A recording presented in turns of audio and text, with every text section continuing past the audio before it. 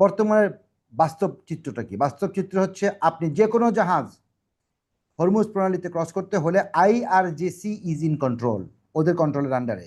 শুধু কন্ট্রোল সেটা না, আপনাকে পেমেন্ট করতে হবে। আপনি পেমেন্ট ছাড়া ওখান থেকে যেতে পারবেন না, ওদের পারমিশন ছাড়া 1 ইঞ্চিও নড়তে পারবেন না পানির ভিতরে। দ্বিতীয়ত, ওরা যে করিডোর দেখিয়ে দিবে যে যে দিক দিয়ে যেতে হবে, এই দিক দিয়ে যান, ওদিক দিয়ে যান, ওই দিক দিয়ে যেতে হবে, নইলে সমস্যা। সমস্যা মানে মহা সমস্যা। পাঠান ভাই বললো না যে দুইটা ইন্ডিয়ান জাহাজের আজকে কি সমস্যা হয়েছে, সেটা আরো বেশি সমস্যা হবে এরপর ডুবাই না দেয় সেটা দেখেন। গতকালকে একটা গ্যাদারিং হয়েছিল তেহরান স্কোয়ারে, এবং 10,000 থেকে 20,000-এর আরও বেশি লোক ওখানে জড়ো হয়েছে। এবং এই গ্যাদারিংটা যেটা আশা করছিল মার্কিনীদের নিউজ, এটা আমার না, এটা American TV news, basically I think it is CNN। সেখানে বলছে যে এই গ্যাদারিংটা চেয়েছিল তারা কিসের জন্য, যে যেন রিজিম চেঞ্জ হয়। রিজিম তো চেঞ্জ হলোই না, উল্টা এদের দাবি কি শুনবেন, যে ডোনাল্ড ট্রাম্প এবং তাদের এই রিজিমকে সরাও, মানে মার্কিন পাগলা রিজিমকে সরাও, ওই পিট হ্যাক্সে ডোনাল্ড ট্রাম্প আর যারা যারা আছে ওখানকার, এটার দাবিতে ওখানে। তাহলে লাভটা কি হলো? এত কষ্ট করে ওরা গেল ওখানে, এখন ফুটস অন দ্য গ্রাউন্ড নামাবে। ফুটস অন দ্য গ্রাউন্ড, খুব সুন্দর শব্দটা শুনতে ভালোই লাগে তাদের জন্য যারা ওখানে নামাতে চায়। আরেকটা কথা বলি, অনেকগুলো কথা বলার আছে, বেশি কথা বলবো না আজকে। সেটা হচ্ছে, যুদ্ধ কেন প্রত্যেক সময় শুক্রবার দিন শুরু হয়? মানে কিছু একটা শুক্রবার দিন কেন? যেমন গতকালকে ট্রাম্প সাহেব এয়ারফোর্স ওয়ানে একবার ডান দিকে একবার বাম দিকে, লেফট রাইট উনি চলাফেরা করেছে। এটা আমার কথা না, এটা সাংবাদিকদের কথা। বলছে উনি ওখানে দাঁড়িয়ে দাঁড়িয়ে কিছুক্ষণ পর পরই দুটা মহিলা মেয়ে সাংবাদিক আছে, ওদের প্রশ্নের জবাব দিচ্ছে। কি প্রশ্নের জবাব দিচ্ছে শুনবেন? তাহলে তাহলে শুনেন।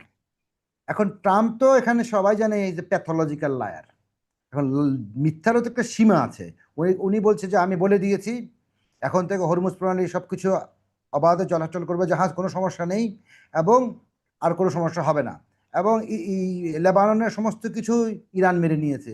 ইরান এটা সম্বন্ধে কিছু জানেই না। ইরানের মেইন স্ট্রিম টিভি অস্বীকার করেছে এরকম কোনো চুক্তি আলাপ কোনো কিছুই আমাদের সাথে ওয়াশিংটনের হয়নি। তেহরানের সাথে ওয়াশিংটনের এরকম নিয়ে এরকম কোনো কিছু আলাপ হয়নি। এখন আরেকটা জিনিস হচ্ছে, বর্তমানের বাস্তব চিত্রটা কি? বাস্তব চিত্র হচ্ছে আপনি যে কোনো জাহাজ হরমুজ প্রণালীতে ক্রস করতে হলে IRGC ইজ ইন কন্ট্রোল, ওদের কন্ট্রোলের আন্ডারে। শুধু কন্ট্রোল সেটা না, আপনাকে পেমেন্ট করতে হবে। আপনি পেমেন্ট ছাড়া ওখান থেকে যেতে পারবেন না, ওদের পারমিশন ছাড়া 1 ইঞ্চিও নড়তে পারবেন না পানির ভিতরে। দ্বিতীয়ত, ওরা যে করিডোর দেখিয়ে দিবে যে যে দিক দিয়ে যেতে হবে, এই দিক দিয়ে যান, ওদিক দিয়ে যান, ওই দিক দিয়ে যেতে হবে, নইলে সমস্যা। সমস্যা মানে মহা সমস্যা। পাঠান ভাই বললো না যে দুইটা ইন্ডিয়ান জাহাজের আজকে কি সমস্যা হয়েছে, সেটা আরো বেশি সমস্যা হবে এরপর ডুবাই না দেয় সেটা দেখেন। হ্যাঁ, তারপরে ট্রাম্প বলছে সেই প্লেনের ভিতরে এতগুলো কথা, একটা লোক এত বাচ্চা হতে পারে কি করে, আর এত মাথা খারাপ হয় কেমনে?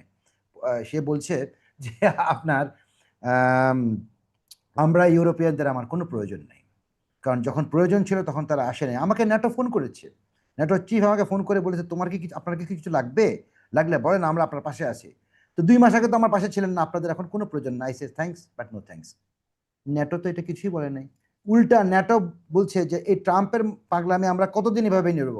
আমরা ট্রাম্পের কোনো কথাকে বিশ্বাস করি না। এখন ট্রাম্প হয়ে গেছে আমেরিকার trademark, which is very dangerous for Americans. এটা মোটেও গ্রহণযোগ্য নয়। কি আরেকটা জিনিস হচ্ছে, আপনার গতকালকে একটা সিনেট হিয়ারিং হয়েছে। পাঠান ভাই এটা আমার সাথে ভালো জানবে, যদি শেয়ার করতে চান করতে পারেন। ট্যামি ডাকওয়ার্থ, সিনেটর, উনি বলছে, কাকে বলছে? ওয়ার মিনিস্টার, মানে মিনিস্টার অফ ডিফেন্স এখন হচ্ছে আপনার পিট হেক্সেথ। এই ভদ্রলোক, ভদ্রলোক না এই জানোয়ারটা আর কি, সরি ফর মাই ল্যাঙ্গুয়েজ। হ্যাঁ, পিট হেক্সেথ বলছে যে তাকে জিজ্ঞেস করা হয়েছে একটা জিনিস। এই মহিলা, এই সিনেটর জিজ্ঞেস করেছেন ওনাকে, আসিয়ান কান্ট্রিজে কয়টা কান্ট্রি? উনি যখন তখন অন্যদিকে চলে যায়। তো বলছে যে আপনি জানেন না আসিয়ান দেশে কয়টা কান্ট্রি হয়? আসিয়ান কান্ট্রিজ ভুক্ত কয়টা দেশ আপনি আমাকে বলেন। উনি ওটা বলতেই পারলো না। তখন বলছে যে ও তো একটা ইনক্যাপেবল লোক, ইনকম্পিটেন্ট লোক, অযোগ্য লোক এই পজিশনে থাকার জন্য, ওকে এখান থেকে বের করে দেওয়া উচিত আমাদের। ইমপিচমেন্ট যে শব্দটা আসে ট্রাম্পের বেলায়, সেটা তার বেলা কয়েকবার উচ্চারণ হয়েছে। এবং আরেকটা জিনিস, উনি একটা হাসির খোরাকের পাত্রতে পরিণত হয়েছে আজকে, এই খবরটা এসছে। কোনটা জিনিস? পিট হ্যাক্সিদের কথাই বলছি। পাঠান ভাই আপনি শুনছেন? হ্যাঁ। আচ্ছা, এখন ওটা হচ্ছে দর্শকরা, উনি দাঁড়িয়ে পাল্প ফিকশন বলে একটা মুভি আছে। পাল্প ফিকশন মুভিতে স্যামুয়েল জ্যাকসন বলে একজন আফ্রিকান আমেরিকান নায়ক। হ্যাঁ, উনি এমনভাবে একটা মানে উদ্ধৃতি দিয়েছে, দিয়ে একদম, উনি তো ভিলেন ওখানে, উদ্ধৃতি দিয়ে রিভলভার বের করে না পিস্তল বের করে দিয়েছে গুলি করে ওকে। এখন ওই উদ্ধৃতিটা সে এমনভাবে পিট হ্যাক্সের দিয়েছে যেন শোনা যাচ্ছে এটা বাইবেলের উক্তি, এবং সে বলেছে এটা বাইবেলের উক্তি, which is complete lies. American media বলছে পিট হ্যাক্সের বাইবেলের অবমাননা করেছে। একটা ধর্মগ্রন্থ, একটা আফটারঅল বাইবেল তো একটা ঐশ্বরিক ধর্মগ্রন্থ না, তোরাতের মতো, কোরআনের মতো। আমরা তো আহলে কিতাবদেরকে বিশ্বাস করি। আপনি পিট হ্যাক্সের এত খ্রিস্টানগিরি দেখায় ওখানে, উনি অবলীলা ক্রমে একটা, এখন ওখানে হেডলাইন্স আসছে কি জানেন, পাল্প ফিকশনের জায়গায় পিট ফিকশন। ফিকশন মানে তো কল্পনা, ওরকম অবস্থা আর কি। এই যদি হয় আমেরিকার অবস্থা, তাহলে আমেরিকা কোথায় যাবে আমি তো বুঝতে পারছি না। আরেকটা জিনিস বলছি, লাস্ট বাট নট লিস্ট, সেটা হচ্ছে যে আপনার ওই যে বললাম না সবকিছু শুক্রবারে কেন, এই জিনিস কালকে হয়েছে শুক্রবারে। আর শুক্রবারে ইনভেস্টররা গতকালকে 7,990 lot of brand crude future কিনেছে, যেটার দাম হচ্ছে $760 মিলিয়ন। ট্রাম্পের এক ঘোষণায় 20 মিনিটের ভিতরে এই যদি প্রফিটের মার্জিন হয়, তাহলে অন্যরা কি পরিমাণ প্রফিট করেছে চিন্তা করে দেখেন। যুদ্ধ তো চালিয়েই যাবে ওরা।